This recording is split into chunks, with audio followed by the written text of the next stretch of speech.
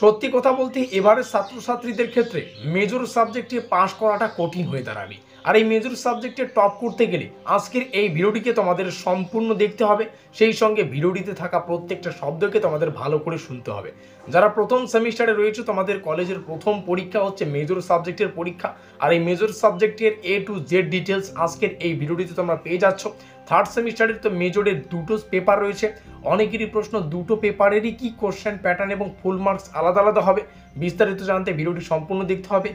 আর আজকের এই ভিডিওটিতে আমরা যে তিনটা গুরুত্বপূর্ণ টপিকে আলোচনা করব সেটা হচ্ছে মেজর সাবজেক্টের কি কোশ্চেন প্যাটার্ন, অর্থাৎ পরীক্ষায় কতগুলো প্রশ্ন আসে, কত নম্বরের প্রশ্ন আসবে, সেখান থেকে কতগুলো প্রশ্নের উত্তর করতে হবে। এটা পরীক্ষার হলে যাওয়ার আগেই ভালো করে মাথায় কিন্তু গুঁজে নিতে হবে। দ্বিতীয় প্রশ্ন যেটা আমরা আলোচনা করবো আজকের এই ভিডিওটিতে সেটা হচ্ছে প্রশ্নের ভাষাটা কি।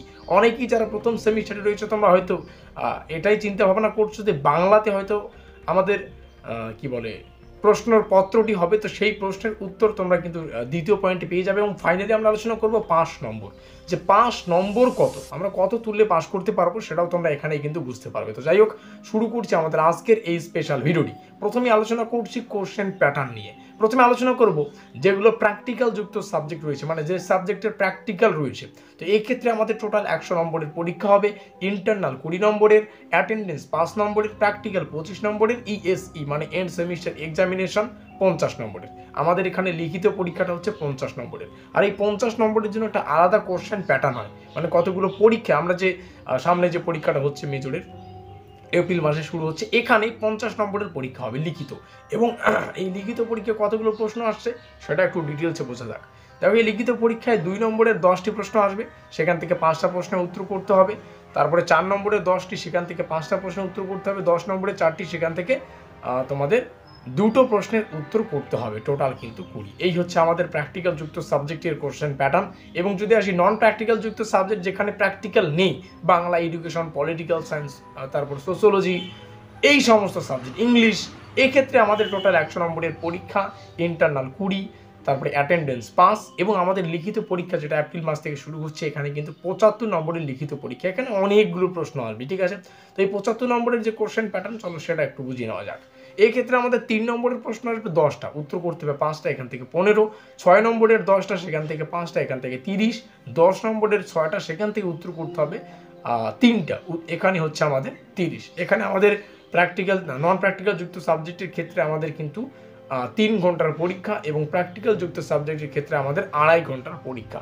এবার ভিডিওটির শুরুতেই তোমাদেরকে বলেছিলাম যে এবারে ছাত্রছাত্রীদের ক্ষেত্রে এই মেজর সাবজেক্টে পাস করাটা কঠিন হয়ে পড়বে। কারণ একটাই, কারণ হচ্ছে এই প্রশ্নের ভাষা।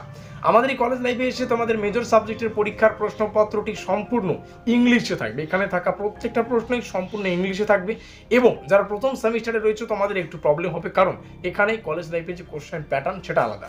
আমরা যখন স্কুল লাইফে ছিলাম, বা তার আগে যখন, মানে আজ থেকে 2-3 বছর আগে কলেজের যা কোশ্চেন প্যাটার্ন ছিল, সেক্ষেত্রে কিন্তু MCQ প্রশ্ন থাকতো, অর্থাৎ মেজর মানে মেন সাবজেক্ট যাদের ছিল তাদের কিন্তু MCQ প্রশ্ন থাকতো। তো এর আগের কোশ্চেন প্যাটার্ন অনুযায়ী কেউ যদি MCQ প্রত্যেকটাই ঠিক করতে পারতো, সেই ক্ষেত্রে কিন্তু সে পাস করতে পারতো। এবার তোমাদের পরীক্ষার প্রশ্নপত্রের ভাষাটা যেহেতু ইংলিশে হবে এবং ন্যূনতম মান হচ্ছে 3, তো পরীক্ষায় একটা প্রশ্নের উত্তর করতে গেলেও তোমাদের কিন্তু 3 মার্কের জন্য প্রযোজ্য উত্তরকে সঠিকভাবে লিখতে হবে। তো এটা তোমাদের অবশ্যই ভালো করে বুঝতে হবে। যাই হোক, সেভাবেই হয়তো তোমরা প্রস্তুতি নিয়েছো। এবার আসি 5 মার্ক নিয়ে। 5 নম্বর হচ্ছে আমাদের লিখিত এবং ইন্টারনাল মিলে যে টোটাল পরীক্ষাটা হচ্ছে, যেমন নন প্র্যাকটিক্যাল যুক্ত সাবজেক্টের ক্ষেত্রে 75, তো এই 75-এর মধ্যে তোমাদের 40%-এর উপরে কিন্তু নম্বর তুলতে হবে। এখন ক্যালকুলেশন করো, এবং সেক্ষেত্রে যারা প্র্যাকটিক্যাল রয়েছে তোমাদেরও কিন্তু 40%-এর উপরে নম্বর তুলতে হবে, সবাই কিন্তু তোমরা পাস করতে পারবে। এই হচ্ছে গুরুত্বপূর্ণ তথ্য।